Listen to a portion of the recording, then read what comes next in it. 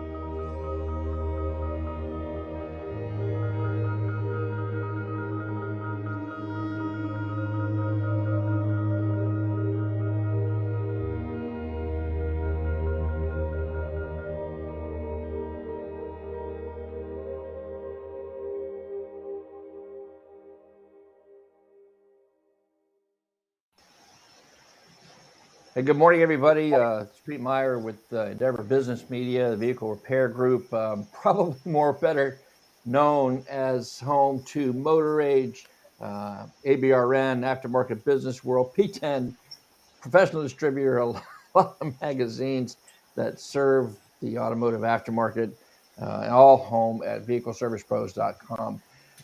Very special event this morning. I want to thank everyone who's coming out for the live event. I also want to thank especially my guests this morning. First is Bill Hanvey. Of course, Bill is the president and CEO of the Auto Care Alliance, ACA. And also we have Paul McCarthy, president and COO of the Automotive Aftermarket Suppliers Association. I know I'll get that right, Paul. Thank you. Now, thanks, Pete. Why we're here is kind of an important topic. If you're a shop owner, technician, you know that without information, we cannot fix or service our customers' vehicles, especially with these highly evolved, highly technical systems that the manufacturers are adding to them continuously. I mean, the growth has been astronomical over just the last few years. And having been able to talk to technicians in other countries who don't have anywhere near the access that we do, they'll tell you it's a real challenge. But we don't always get what we need. And really the topic today is to talk about something that's going to hopefully address that. And it was a piece of legislation recently introduced by Illinois Congressman Bobby Rush. It is called the Right to Equitable and Professional Auto Industry Repair, or otherwise known as the Repair Act. It is, for you guys who wanted to know the bill number, it is House Resolution number 6570. Write that down. House Resolution 6570, the Repair Act, because you're going to need that information after we get near the end of our conversation this morning. These two gentlemen are very well versed in the content of the bill, and that's why I wanted to introduce them to all of you today. So let's start, Bill. Let's start a little bit about the background on the bill, maybe what a synopsis of what it's going to do for the industry, and we'll just kind of take it from there. Sure. Pete, first of all, thanks for the opportunity to talk to you with my partner, Paul. Obviously, such a critical issue for the industry, going forward, in terms of being able to number one, for our industry to be able to perform our job. And secondly, most importantly, is under the guideline of consumer choice. So in order to set the stage, really, we have to do a little history, and I'll try to keep this brief. But all the folks that are listening to this podcast and webcast are aware that a law was passed, or a memorandum of understanding was agreed upon with the automakers in 2013 or 2014, actually. And what that did, that guaranteed that the independent aftermarket had equitable rights to be able to access the data through the OBD2 port, right? So it would be the same type of data that's available through that the dealerships have as well, right? So now with the advent of the telematic system, so when that data is now being transmitted telematically to the automaker, we don't necessarily have that right to be able to access that data through the OBD2 port. By 2021, well, in 2021, 50% of the vehicles had these connected capabilities. And by 2030, 95% of all new vehicles will have these telematic systems that, in effect, will be able to bypass that OBD2 port and send that the diagnostic, car information, vehicle owner information back to the automaker, and in effect would be able to shut our industry out from being able to access that data through the OBD2 port. So obviously, that's a critical issue for us. It would increase the cost to the consumer because effectively our industry would have to go to the automaker and say, we need this engine code analysis or definition, and we would have to go to the automaker for that information, and we would be beholden to the automaker, whether we would be able to get that data, period, and B, at what cost, right? So obviously that would increase the cost of the consumer. It would limit the cost. It would limit the choice of the consumer where to get their vehicle repaired. So they would have to take the vehicle to the dealership, which in many cases is certainly not as convenient as the local shop on the corner of Elm and Main. The impact to consumer safety and security with unstandardized data is a key issue. And not only that, but what can happen is the loss of innovation when it comes to the repair and diagnostic services that are designed to increase repair efficiency. Our industry has always shown that we can not only adapt, but we can adapt and we can improve upon current systems that are within the current operating system of the vehicle. So it limits consumer choice. It blocks us from being able to utilize that information that we need on a daily basis to repair and maintain vehicles. So obviously a critical issue for the industry right now, Pete. Right. And just from I mean, I was a tech, and I still am at heart. I'm a tech, and I'm fortunate to be able to do what I do today. Everybody I meet, knows that how blessed I am and how grateful I am to be able to do this. And I'm just trying to think of guys who might be watching, gals who might be watching, who are in those same shoes. And so let me see if I'm on the right track here and I understand what you're saying to us, Bill.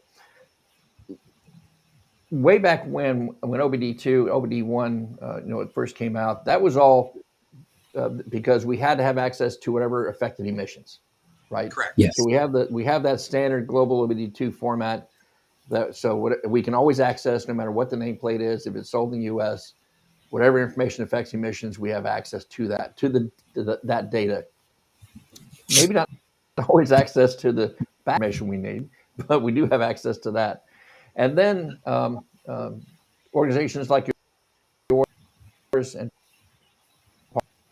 Paul's and others diligently with beyond just emissions. Again, as you pointed out, there's so many systems on the vehicle that are computer driven, electronically driven, that we, without understanding how the systems work or being advised of when internal updates may have been performed to correct certain situations, that would be a limiting factor. And so far, it's kind of been okay.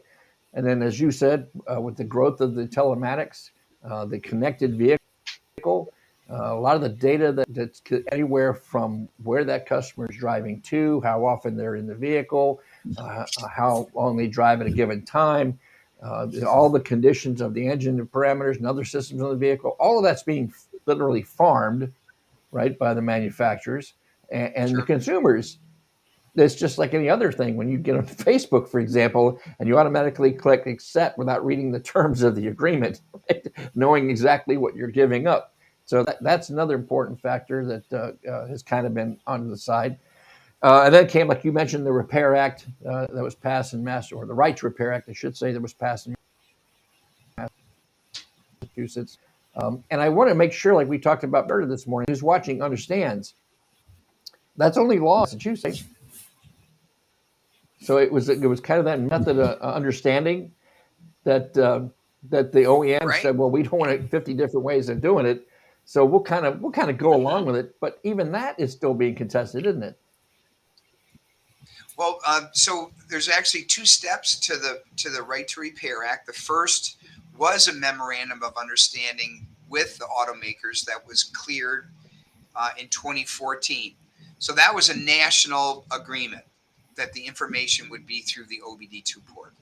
Now, in the fall of 2020, on the election year of 2020, we passed Right to Repair 2 in Massachusetts that basically had the same tenets as Right to Repair 1, but it included that data that is transmitted telematically. The voters of Massachusetts passed that by 75%. And Wow. immediately after, the automakers sued the Commonwealth of Massachusetts to prevent that law from being enacted. So now we are awaiting, we testified, we had our trial in June, and we are awaiting the judge's decision by April 15th to decide whether that law will be upheld in Massachusetts. And that was applicable to model years 2022. And that's the whole dispute as to whether the automakers would be able to meet those guidelines in 2022. And, very frankly, that's been very much their tactic, is to stall and wait, throw legal at it. And, it's very much our opinion that, the mechanics that needed to take in place in order to allow this technology to access the data at the vehicle would have been able to been enacted should the automakers have cooperated with us and worked out a program where we could do this together. Yeah, and that's, Pete, if I could just highlight a couple of things that you mentioned. The first is what Bill had said about that bill in Massachusetts being passed overwhelmingly by consumers. And I think that really speaks to this. This is about consumers and just giving them that choice on where and with what parts they can get their vehicles repaired. And even 75%, because of some of the interesting messages that we're seeing during that campaign, is at the low end of what we see in surveys in terms of consumer support for Right to Repair. And you mentioned the OBD2 port and where we get all this data. It's worth remembering that's only a convention that we get all that data. All that the automakers have to give us is emissions data. Well, EVs don't even have an OBD2 port. There's absolutely the technology with all of these telematics vehicles, and the automakers have it planned that all that data we get currently doesn't have to go through the OBD2 port. It absolutely could be, and the technology is there to only be over the air. So all those things we take for granted, all of our ability to be techs and repair these vehicles, it's just convention. And that's why we need this legislation. And by the way, even that about emissions only happened because we passed legislation that required it to make it available to a repair community. So we've actually had some of the automaker sales and service folks at our conferences say, hey, if you want us to do the right thing and make sure that this information continues to be available in the way that is most convenient, that allows that competitive market, you're going to have to pass legislation to force our folks to do this. What's in their motivation to do this? And we've seen this every time there's new technology on a vehicle. We had a Right to Repair fight in the 1930s. When power steering and power brakes came in the 1950s, we had a Right to Repair fight. When we got all the technology with emissions, with fuel injection, we had fights in the 70s, in the 80s, and the 90s. We had that huge Massachusetts win that Bill talked about that his team led last decade. Well, we all know that we're in an age of even more technology coming in the vehicle than we've ever had. Right. And every one of those technologies gives that ability to block the ability to repair. Through the over-the-air stuff Bill talked about, through parts integration, through little software codes, there's a million ways that the ability to repair vehicles can now be blocked. We know these vehicles are. Go ahead, Pete. I'm sorry.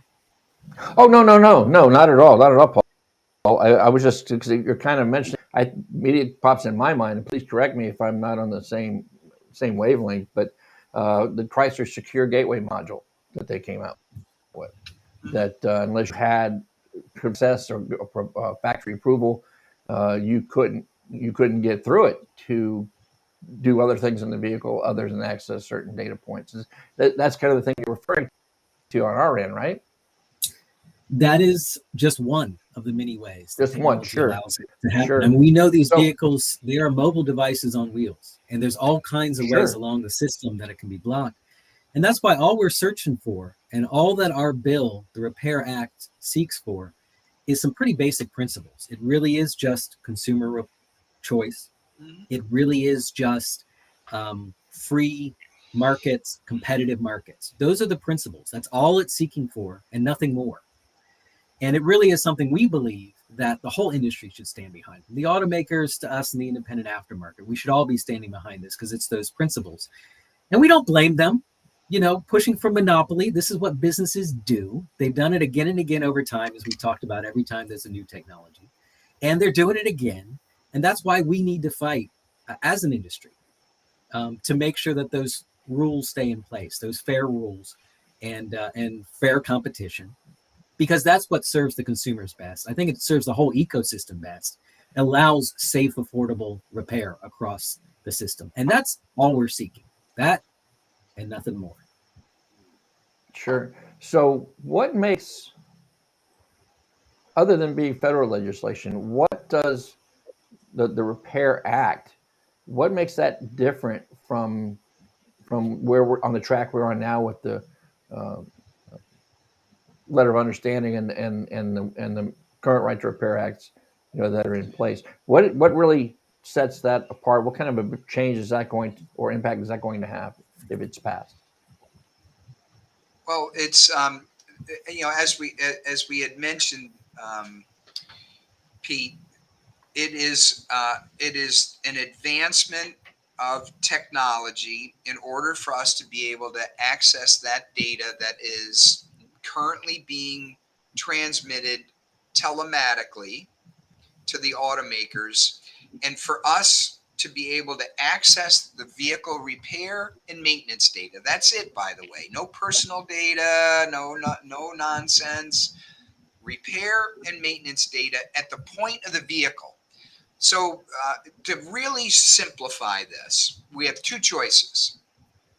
Under the current environment and the way that the OEMs would like this to happen, is that the aftermarket would have to request those repair and diagnostic codes from the automaker, from their cloud, and we would download that information at a cost that would be determined by the automaker, and whether they would make that information available at all. The second is what we're promoting, is that we would be able to access that data through a secure, standardized platform off the vehicle, not having to rely upon the OEM cloud, where you could plug in or utilize your registered diagnostic tool and be able to access that information. And the way that we would do that is through a series of ISO standards that are already being utilized by many of the automakers to keep their systems secure. So it's not an unproven technology. It is not an unsafe technology. The automakers were saying, "Oh my goodness gracious, we can't allow access to this data because there's a risk of cybersecurity threats." Well, what we're proposing is a technology that is being utilized today by many of those automakers. So that argument by the automakers is unfounded. And it's just a matter of us being able to access that secure, standardized data at the point of the vehicle rather than through the OEM cloud. And that's a go ahead, go Paul, ahead, Pete. please. Well, I was No, just going no, to go ahead, mention, please. I mean, Bill made a great point. And by the way, Bill, I didn't have a chance earlier to thank Bill for the partnership that we have on this. It's been a great partnership.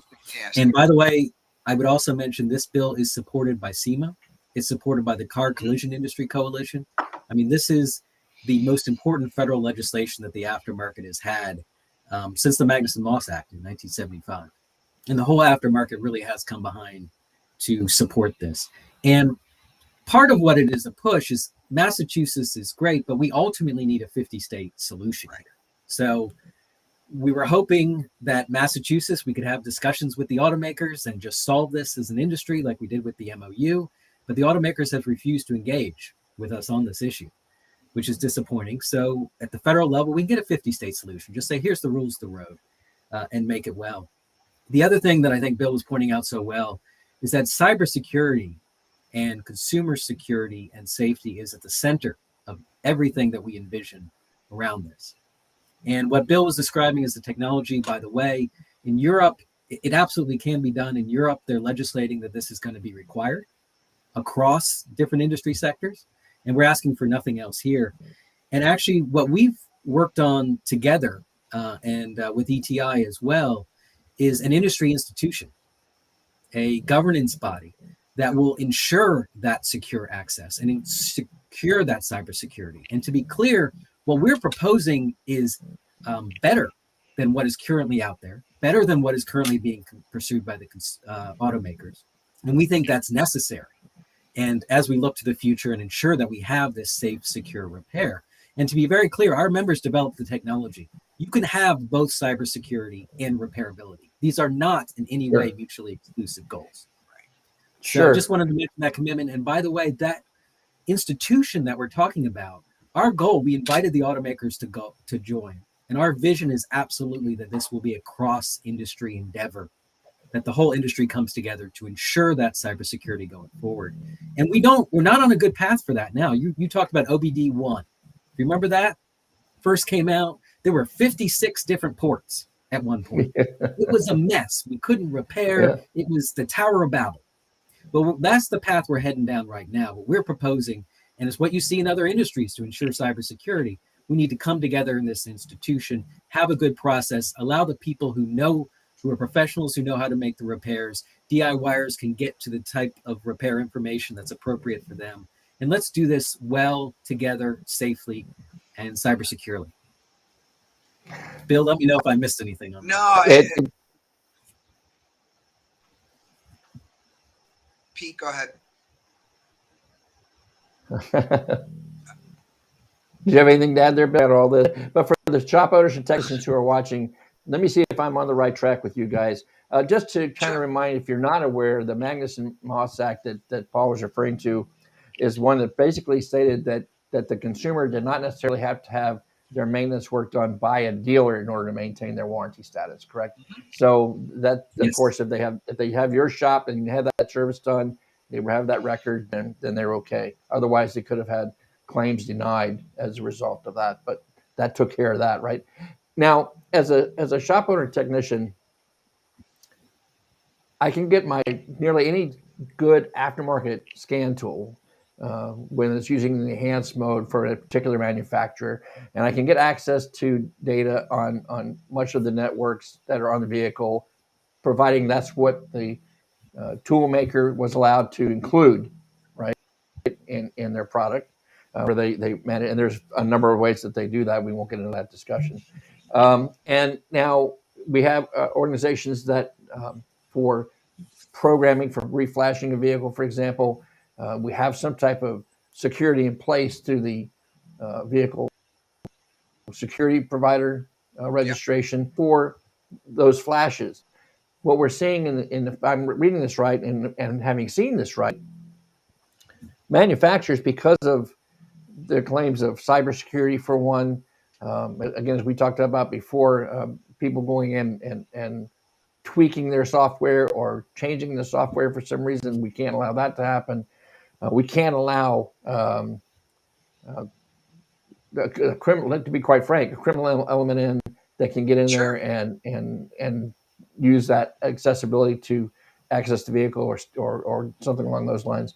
So I guess what I'm seeing here is that the future that you're painting is that we're either going to get shut out of much of that, or we need a system where we have a central point that is going to um, vet the provider, and then once that is in place, then the OEM will have to allow them to access the data they need to service these vehicles. Now, currently they have, of course, the subscription models for all the factories. If you want the Yes. factory tool or access to data, it's going to be more like a one, for lack of a better way to say it, a one-stop shop where they can be able to do that in one location. Well, the way it would, so Pete, if you look at this whole process in terms of accessing the data as an ATM transaction, right? So if you're a consumer, you take your card out of your wallet or your purse, you put it into the ATM machine. The ATM machine verifies the fact that this is a registered card to Bill Hanvey. It allows you access to information only for Bill Hanvey, and it verifies that through a certificate management process. The same would hold true for the access of data from the vehicle. You have a scan tool, okay? You register the scan tool. The scan tool, once it's plugged into the vehicle, it recognizes the scan tool as a secure scan tool. You're able to access information from that vehicle. The consumer grants permission for you to be able to do so. And it's very simple in terms of the process that we're trying to put in place. We would love to have the automakers with us along determining this, as Paul had said, but it's a very, it's a step-by-step process that it's certificate management, it's verification, it recognizes the tool that's plugged into the vehicle, and away you go. So we've got it thought through, and there's some very, very smart people that are working on this. Again, it's a process that's been utilized by many of the automakers already. So let's just standardize it. Let's make sure that it's cyber secure, and we're able to access the information that we want. That's it. Repair and diagnostic information. Exactly. Paul? And I'd add, Pete, that what Bill's talking about, I mean, the automakers know that we'll eventually end up with some system of this sort Sure.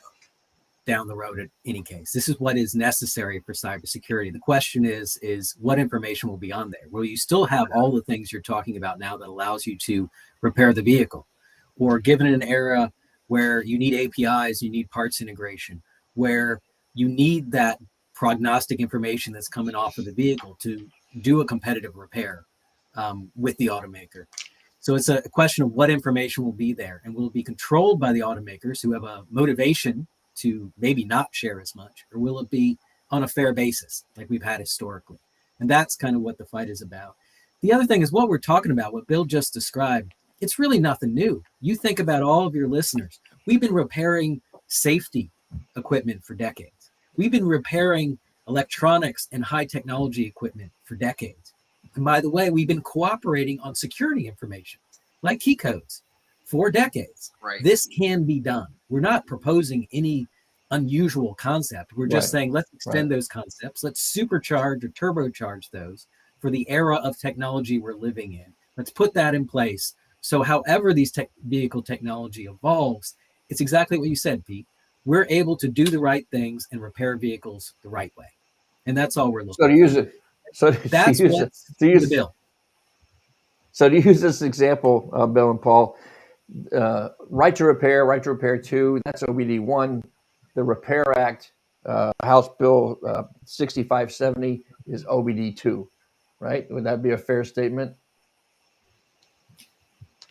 That's an interesting analogy. Yeah. I think it's OBD 2 plus even more preparation and safety. So in other words, we're getting instead of a broken whatever you want from the particular OEM, varying across the board. We can have a standardized approach to any vehicle in the United States. That's correct. Yeah, and And it's have really that just cost competitive top. Go ahead, Bill. right. And we provide that Rosetta Stone for the standardized data. So it's not going to involve the automakers creating all new networking and coding and so on and so forth. We have an interpreter that would be able to standardize that data. So, that's something that we have to understand as well too. So it's going to be an interesting battle, and it has been, right? Yeah, it has been. And Pete, to be clear, I mean, what Bill's describing is one solution that kind of gets us there. We think will work and can work across the entire industry. But the bill is really just based on principles. Let's have those principles of consumer choice and free competitive markets. And if there's another way to, skin that cat, we're happy with it. And that's what the bill's based on. The bill has another thing I throw out, which I think really shows our good intentions around this and the principles behind it, which is a way to address these things going forward. So it has essentially a rule set where the industry will try to solve it. Because we just talked about all this legislation that we had to do in Massachusetts, that we had to do with MagnusonMoss, that we had to do with OBD2 and all that stuff. And it, with all the new vehicle technology, we'll just be in another legislative fight in 10 years. Well, let's avoid that. Let's fix this as an industry. We know we need to have repairability everywhere from the dealer to the 20-year-old vehicle in the independent aftermarket. So it creates a mechanism that we can solve this problem. And it's around those principles. And if we don't live up to it, the FTC, the Federal Trade Commission, which has, by the way, issued a report last year saying this is an issue. We are seeing repair restrictions. We're going to see more in the future, and there's no justification for it. On a bipartisan basis, they ruled that. Ultimately, the FTC will say, okay, sorry, go ahead, Pete. I'm getting a lag, please. so I didn't mean to interrupt. No. So I'm sorry, I didn't. Go ahead. There's this mechanism where we can come together and we can agree. Then the FTC can rule just on that basis. What allows that consumer choice, that market competition? No more, no less, and just on repair and maintenance. So we can have a good path going forward, and we can continue to be able to serve customers. And it's the market. Hey, if the dealer has a better option, they'll gain share. If the independents have a better option, they'll gain share. And that's what's best for consumers. That's what's best for safety in the long run. Yeah. Getting people able to repair these vehicles is what we all want. So I think it's finally starting to solidify in my mind what this legislation is seeking to accomplish. I'm thinking of the secure gateway module that Chrysler came out with and how it's supposed to get that worked around. I know that for our viewers, if you're dealing with that, there is a site you can go to register, I think, up to 5 of your shop's tools to get past that. But here's the problem. Chrysler's not the only one with this in the work. I think Nissan has it or is getting ready to release that. And then you have to do the whole same thing through them. One of the things that this legislation, it appears to me, is going to resolve is we're not going to have to do one here, one there, one there. We can go to a central point to do what we need to do. And question here, comment from one of our viewers on Facebook. I'm going to go ahead and address that. I'm up here on the screen so we can see that. Kevin asks, it sounds like tool registration is a necessary item, but will we be able to get all the information for repairing all systems, or will we be shut out of certain systems or given limited access? I think what this bill is telling me, correct me if I'm wrong, is that we're looking for full access to all the systems on the vehicle. Yep. Diagnostic and maintenance information. Correct. Very good. So as a side note, both Bill and Paul, if there's so much information that we need to understand about this bill, certainly we want to encourage anyone in the industry who's watching, no matter what role you're playing, shop owner, technician, instructor, aftermarket, in any relation to their representatives. Is there some way that they can get help doing that? Absolutely, Pete. And it not only can they should. And not only as a part of the independent aftermarket ecosystem, but as an American citizen, it's critical for us to get involved in the political process. And there's a couple of ways that the shops and the technicians can do it. Number one, they can visit autocare.org and look on our advocacy page. They can look at aftermarketsuppliers.org and look on their advocacy page as well.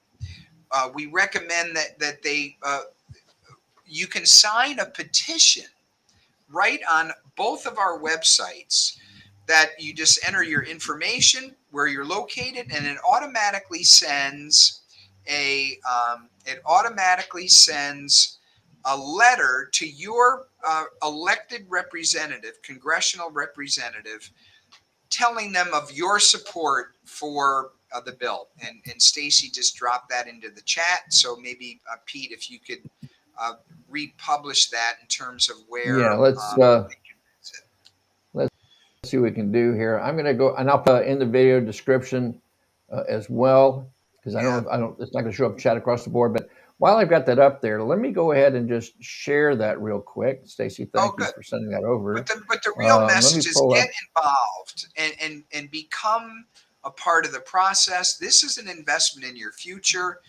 Paul, can please, if you want to jump in and. Well, you said it so well, Bill, about how people really do need to have their voice be heard. And the links that Bill sent, they really are about just you telling your representative, I support right to repair.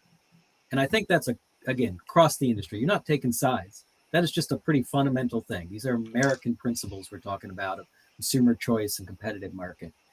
And by the way, this is very much a bipartisan bill. It's a bipartisan effort and issue in our point of view. The other thing I'll throw out is those links that Bill mentioned.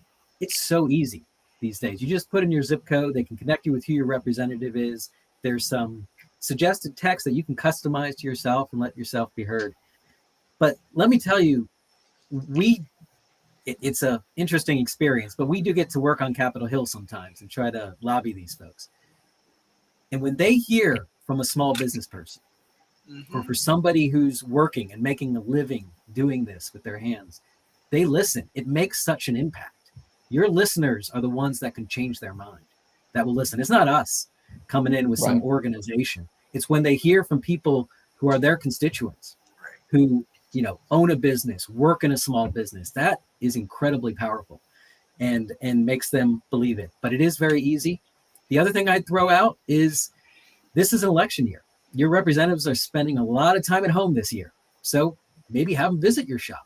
Talk to your consumers about just how important it is that they can get repairs from you. And those folks, they love to do these types of visits, and they're politicians, photo ops, they love it. But meeting constituents and meeting people who have businesses and grow the economy in their district. Yeah, that's a great idea.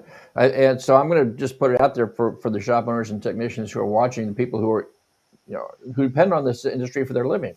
Quite frankly, if you want to be able to continue to do that and have the same competitive advantages that the dealership has, then you need to reach out, as the gentleman said, to your representatives and your desire that they pass this legislation. And I would even go one step further. I mean, put these notifications up in your shop. Let your customers know that this is going to impact how you can service them and get them. Paul had a great idea. Now, reach out to your local congressman, by and visit your shop. Talk about this. Get together with shop owners that I've worked with in the past. If you're watching, you're listening, make this an industry or association event, your chapter meetings, whatever you can do to make sure your representatives know this is important. This needs to be done. We need a solution that's going to lead us in the future, because, guys and gals, it ain't getting any easier. We're looking at a lot of technologies that are still coming forth as we work our way towards EV vehicles. We work our way to autonomous vehicles. If you can't access the information now, what do you think you're going to get on those? Because they're not covered by any EPA requirements, right? So now's the time. And I want to thank both Bill and Paul for taking time out of their busy schedules to talk with me this morning, to share what they know, to let you know how important it is, and to thank them and organizations like theirs who are behind the scenes fighting for your rights. If you're these organizations, reach out, become one, support what they're doing, because it's bottom line is all going to affect you. It's all going to help you in the end. So support that. I'll make sure that I put the website in the video description so that you can have that information. I'm also here at the tail end there. Let me just do that real quick so it is part of the record. I'm going to go ahead and share. Let's see, we'll do it this way. Well, Pete, while you're doing that, well said. Thank you for your support. This is an issue that obviously, AASA and Auto Care are working on along with ETI and SEMA, just to reinforce the fact that it's so important for these technicians and for these shop owners to recognize that their job is tough enough without having to fight regulations. That's our job. But we are here to support you.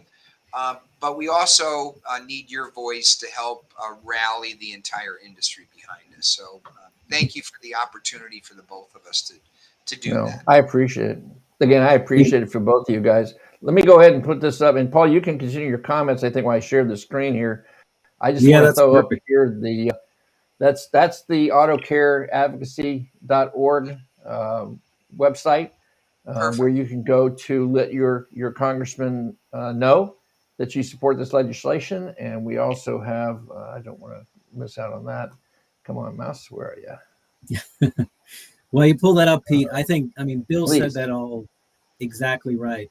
I just saw in the chat there's a couple of folks from Canada, and I would encourage them to connect with AIA Canada, because there's also legislation to this effect that has been proposed in Ottawa. And we coordinated very closely with our friends at AIA Canada and to try to get this passed and to support these issues. I do get the impression that they're kind of waiting for the US to set the rules of the road, and then Canada will follow. But it's been a very close cooperation, and I think make sure that your representatives know that as well. And yes. And what was that organization again for our Canadian viewers? AIA Canada. Correct. AIA Canada. And there you go. So Champagne. The link there is our equivalent there. Oh, thank you, Stacy. This is truly an international issue, and we're trying to fight around the world to get this and again protect consumers and market competition. Yeah. So there you go, guys. It's all in the video. You can go back and website, and I'll try to get the description in there for you as well. Let's see. We'll go ahead and take that out of our way. And once again, for those of you who are watching on whatever platform you're watching, thank you for your comment and your questions, and again, thank you to Bill and Paul for taking their time out to share this information with us. I appreciate it. Mm-hmm. Well, thank you very much for the time, Pete and Bill. Thank you as always, my friend. Same here. Thanks everybody, and thanks everybody that's listening for your support. We need it. All right, thank you. All right, guys. So until next time, be my Motor Age Magazine. Have a great day.